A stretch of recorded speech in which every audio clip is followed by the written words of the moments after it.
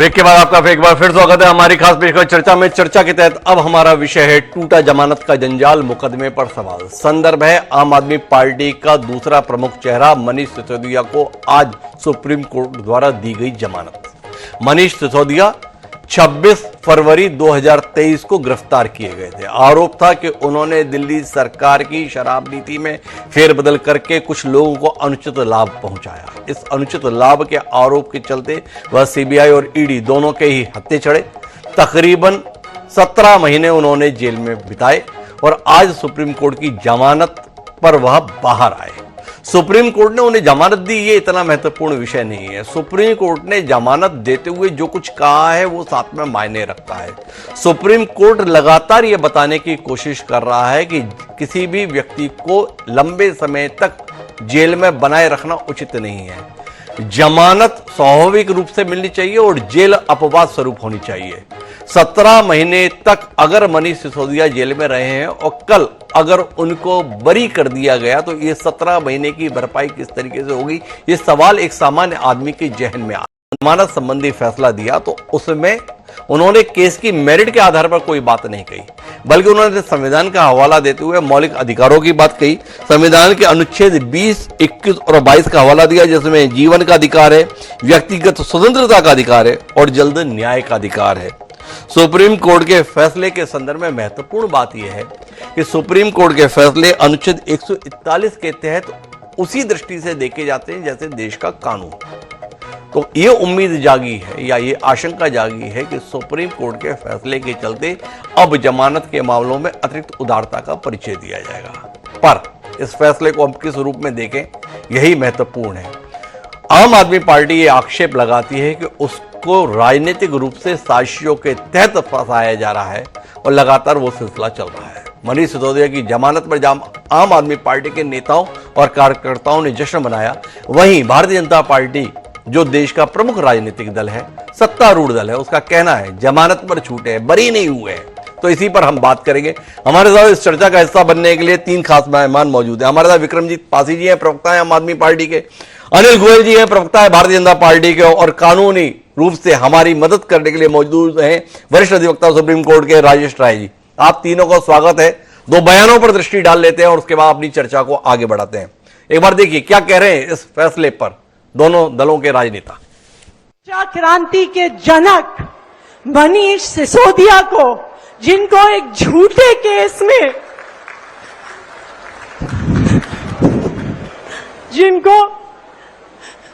एक झूठे केस में 17 महीने तक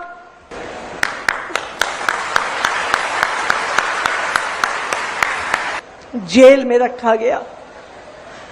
आज का दिन भारत के इतिहास में, भारत की शिक्षा व्यवस्था के इतिहास में जाएगा कि उस शिक्षा क्रांति के जनक की आज बेल हुई, आज सच्चाई की जीत हुई, शिक्षा की जीत हुई। इसका अर्थ ये नहीं है कि सिसोदिया जी अपराध मुक्त हैं, वो अभी भी अभियुक्त हैं और उनकी जवाबदेही कोर्ट ऑफ लॉ में बनेगी दिल्ली की जनता के साथ विश्वासघात करने की। माननीय मनीष सिसोदिया जी ऐसे दिल्ली के शिक्षा मंत्री हैं जो दिल्ली की बच्चों को, दिल्ली की जेनरेशन को पाठशाला से मधुशाला तक ले जाने का पाप कर चुके हैं। तो दोनों पक्ष अपनी अपनी तरफ से अतिरेक में गए हुए हैं। एक बता रहे हैं कि ऐतिहासिक दिन है, बेल मिली है शिक्षा क्रांति के जनक को दिल्ली के। दूसरा बता रहा है मनीष सिसोदिया पाठशाला से मधुशाला तक ले गए। इन सब के बीच में बात करते हैं। हमारे साथ में विक्रमजीत पासी जी हैं। क्या कहते हैं पासी जी? बेल मिली है, बरी नहीं हुए, ये दलील है। डॉक्टर हिमांशु जी, बिल्कुल आपको सही कहा कि ये बेल मिली है। हमने कभी नहीं कहा कि बरी हो गए, लेकिन जिन हालातों में, जिस तरीके से उनको जेल में रखा जा रहा था, आज भी आपने देखा होगा, जो मैं सुप्रीम कोर्ट की जजमेंट पढ़ रहा था जी, प्रोसिक्यूशन एजेंसीज की तरफ से पूरा जोर लगाया गया कि उनको बेल ना दी जाए जी। जब आप जजमेंट पढ़ते हो तो पैरा नंबर 54 बहुत रेलेवेंट है, 47 फिर 54 जी इसमें क्लियर बताया गया कि जो डिले हुई है जी उसमें इनका कोई दोष नहीं है एक्यूज्ड का। जी और बार बार जब पहले आपको याद होगा अक्टूबर 2023 में बेल लगाई गई थी तो एजेंसीज ने क्या कहा था कि जी हम 6 से 8 महीने के अंदर ये सारी इन्वेस्टिगेशन कंप्लीट करके ट्रायल शुरू करवा दें। फिर जब मार्च में बेल लगाई गई तो क्या कहा गया था कि जी 3 जुलाई तक पूरी इन्वेस्टिगेशन कंप्लीट कर देंगे जी। और अब भी क्या कहा जा रहा था जी कि एडिशनल जो है जी हमने चार्जशीट प्रोड्यूस करनी है, मीनिंग देयर बाय कि अभी तक इनकी इन्वेस्टिगेशन कंप्लीट नहीं है। और कितने महीने हो गए जी? अराउंड 18 महीने और 530 दिन के करीब। किनको अंदर रखा गया? क्या वो जंप करके भाग सकते थे? वो एक मिनिस्टर हैं, वो शिक्षा मंत्री हैं दिल्ली के। और आज सुप्रीम कोर्ट ने जब उन्होंने बार बार अपोज किया तो उन्होंने कहा कि ये जो टेम्पर कर देंगे विटनेसेस को, एविडेंस को। तो सुप्रीम कोर्ट ने यहां तक कहा कि ये जो है डॉक्यूमेंट्री बेस्ड केस है आपका जो आप लगा रहे हो। 493 के करीब आप विटनेसेस के नाम दे रहे हो, हजारों की गिनती में आप पेजेस दिखा रहे हो, लाख से ऊपर आपका जो है जी डिजिटल डॉक्यूमेंटेशन है। तो इसका मतलब क्या था कि आपका जो ट्रायल अभी तक शुरू भी नहीं हुआ। अभी आप कह रहे हो एडिशनल चार्जशीट की भी बातें चल रही हैं। तो ये क्या है? तो ये स्पष्ट था कि जो ये एजेंसीज हैं जिन्होंने छगन भुजबल के मामले में फाइल गुम कर दी थी, प्रफुल्ल पटेल के मामले में क्लोजर रिपोर्ट दे दी थी, उनका एक ही एक जोर लगा हुआ था कि बेल ना मिले।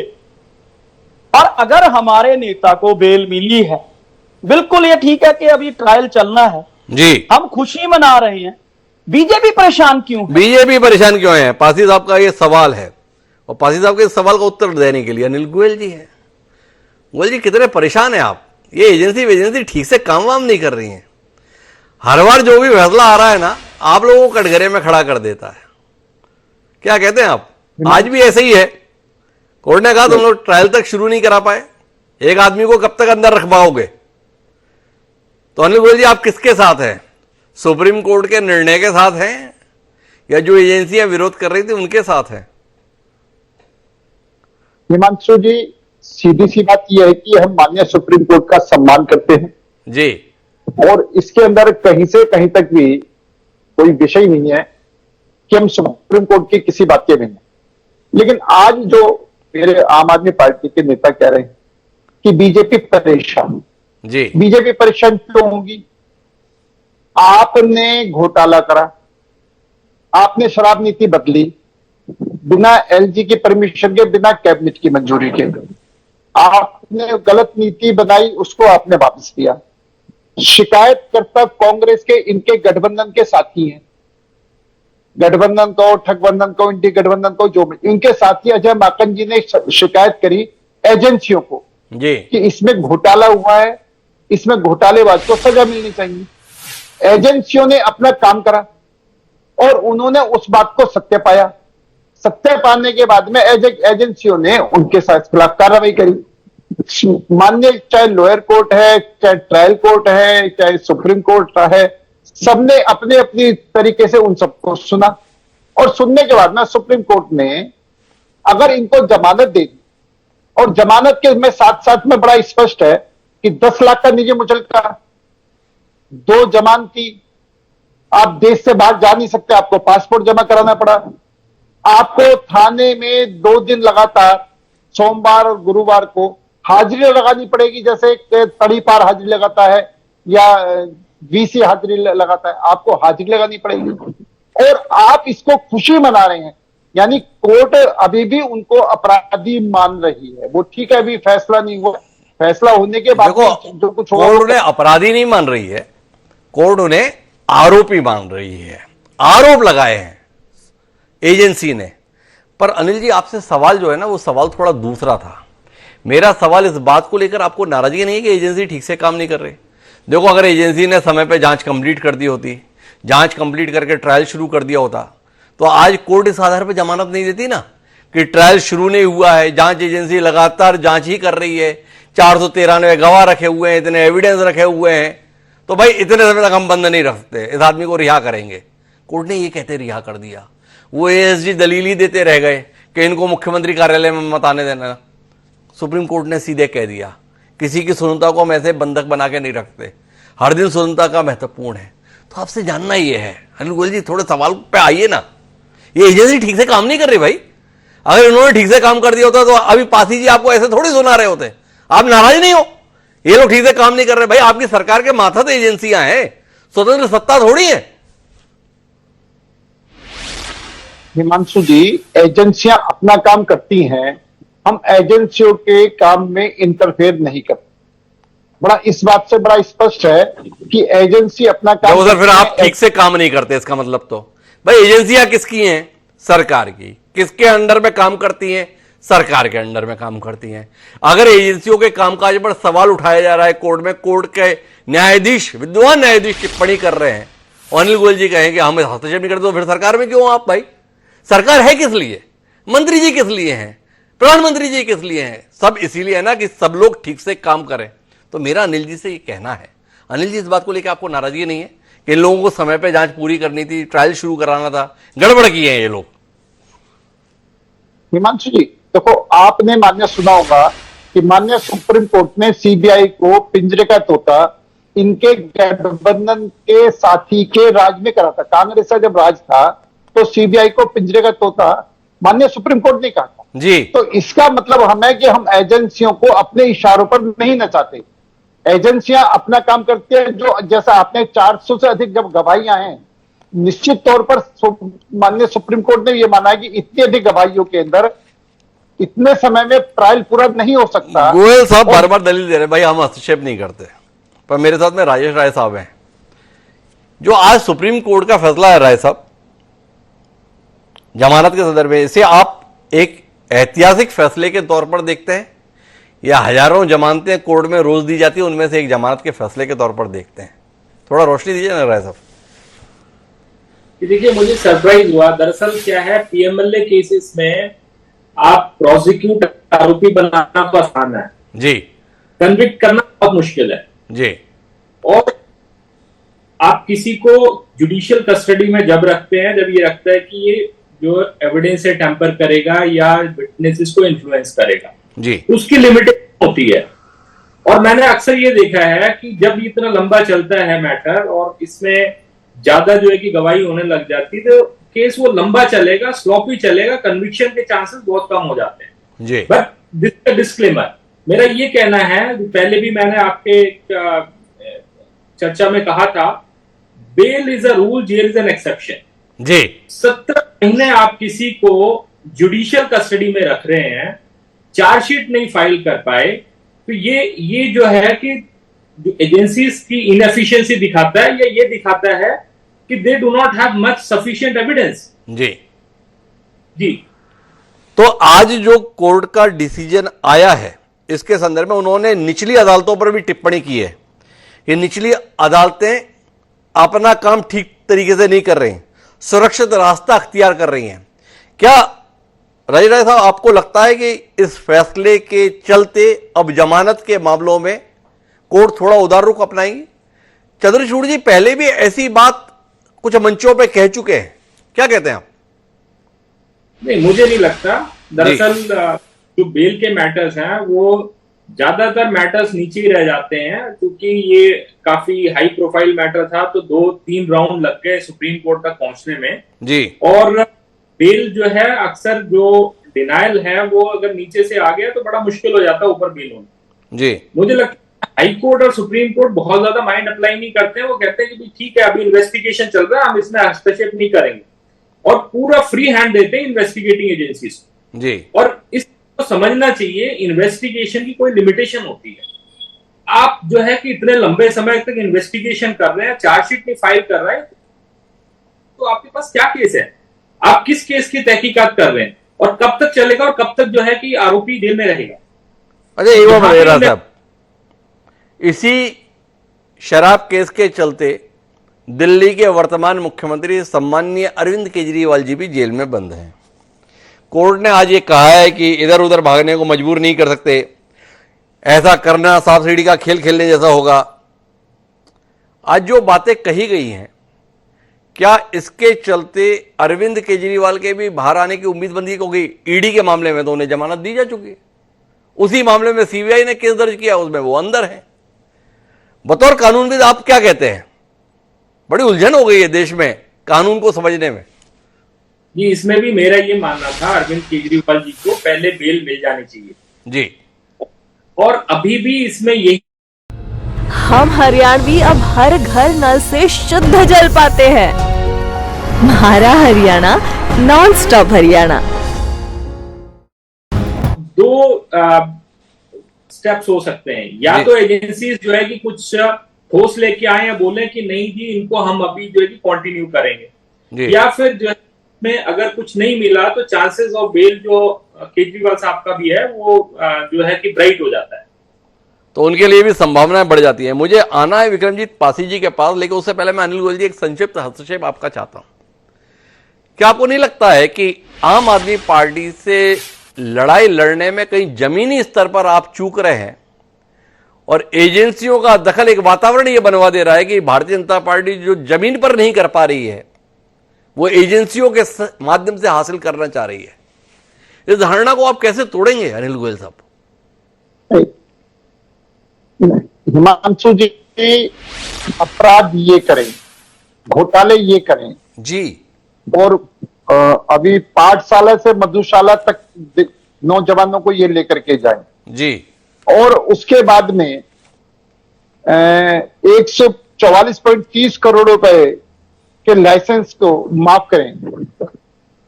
आप ये बताएं, स्कीम बनाएं उसके बाद वापिस करें, शराब नीति बनाएं वापिस कर ले उसको। उसके अलावा अमित अरोड़ा, देखो गोयल साहब आप क्या है विषय पर जाना नहीं चाह रहे, मेरी मदद नहीं कर रहे आप भाई। ये सब तो हो गए आरोप, ये सब हो गए आक्षेप।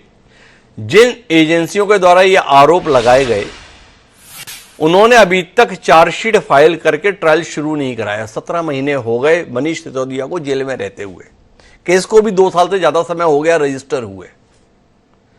क्या आपको नहीं लगता है कि एजेंसियां समयबद्ध तरीके से अगर अपनी जांच पूरी करके ट्रायल शुरू करा देती तो ये लोग जो जश्न मना रहे हैं आज ये नौबत ना आती, जो ये बेल मिल रही है ये बेल के हालात ना बनते, अभी तक तो डिसीजन आ जाता, और अगर आपके आरोप सही हैं तो इन सबको तो सजा भी हो जाती।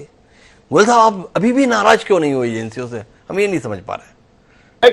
नहीं हिमांशु जी, मैं बड़ा स्पष्ट कह रहा हूं, एजेंसियां अपना काम करेंगी, लेकिन निश्चित तौर पर घोटाला हुआ है, निश्चित तौर पर दिल्ली के अंदर सारे। ये आप कैसे कह रहे हो निश्चित तौर पर घोटाला हुआ है?